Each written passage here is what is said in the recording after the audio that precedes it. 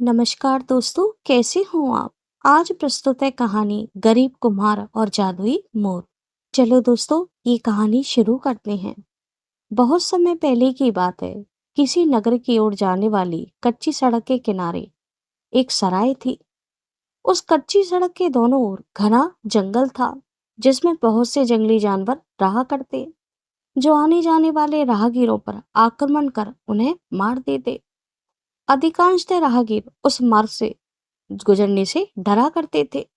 जिस राहगीर को जल्दी नगर पहुंचना हो, वही यात्री उस कच्ची सड़क से गुजरा करता।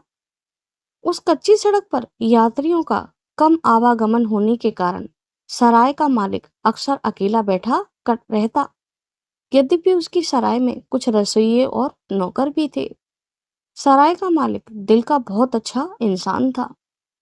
वह अपने सराय में आने वाले यात्रियों से हमेशा अच्छा व्यवहार करता, अच्छी मेहमान नवाजी करता। जब किसी यात्री पर पैसा कम होता, तो भी कम पैसे लेकर उनके ठहरने का उचित प्रबंध करता।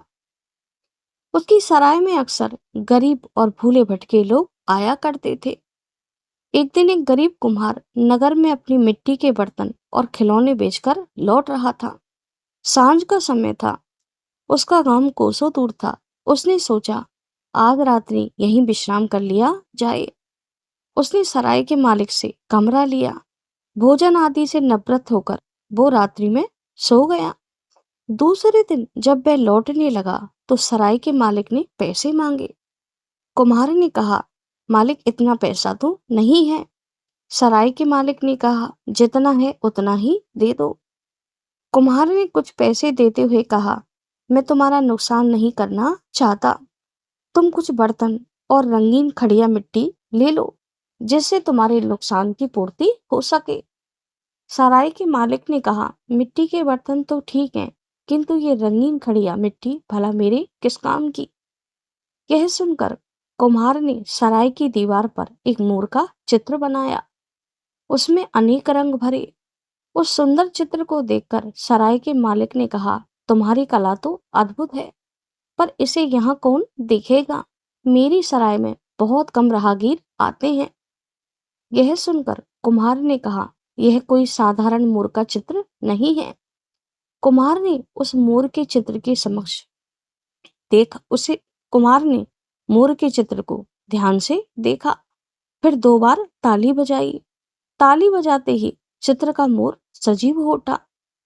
उसने अपनी गर्दन घुमाई, पंख फैलाए और धरती पर उतरकर नाचने लगा।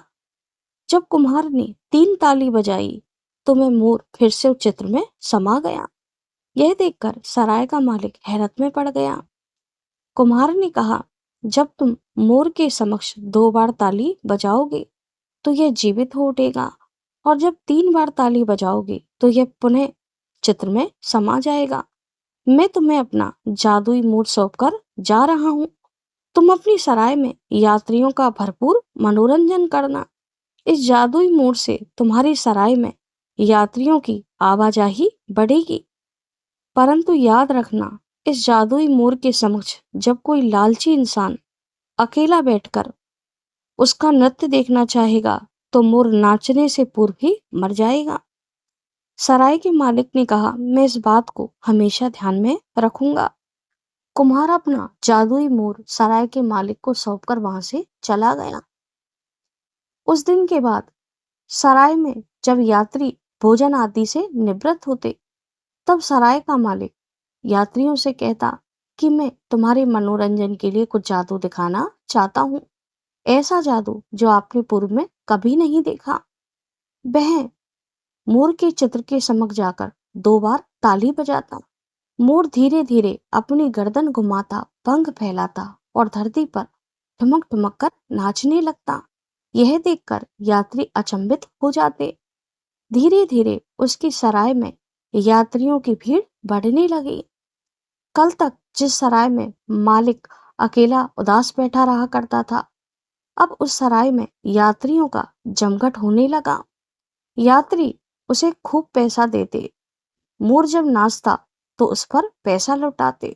लोग दूर दूर से यह जादू देखने आया करते। धीरे धीरे सराय का मालिक अमीर होने लगा। एक दिन उसकी सराय में एक बेहद अमीर व्यापारी आया। उसने कहा, मैंने सुना है तुम्हारी सराय में जादुई मोर है। सराय के मालिक ने कहा, हाँ सेठ जी, ईश्वर की कृपा है। व्यापारी ने कहा, उसका नृत्य मैं भी देखना चाहता हूँ।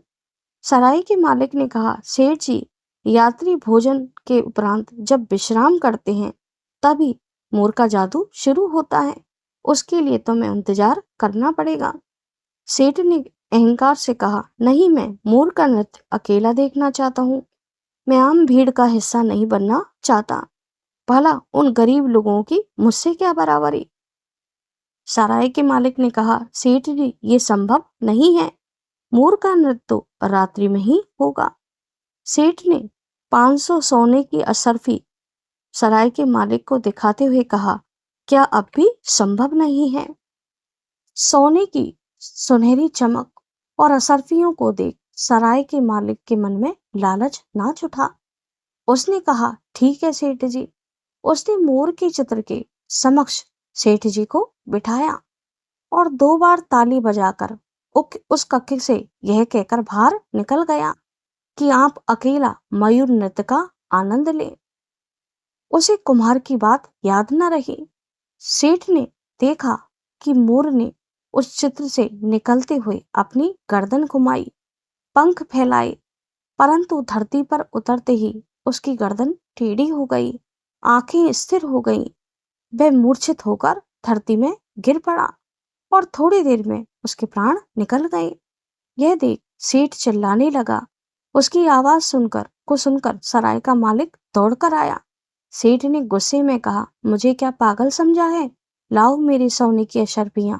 ये तो बीमार मोर है जो नाचने से पहले ही मूर्छित होकर मर गया है।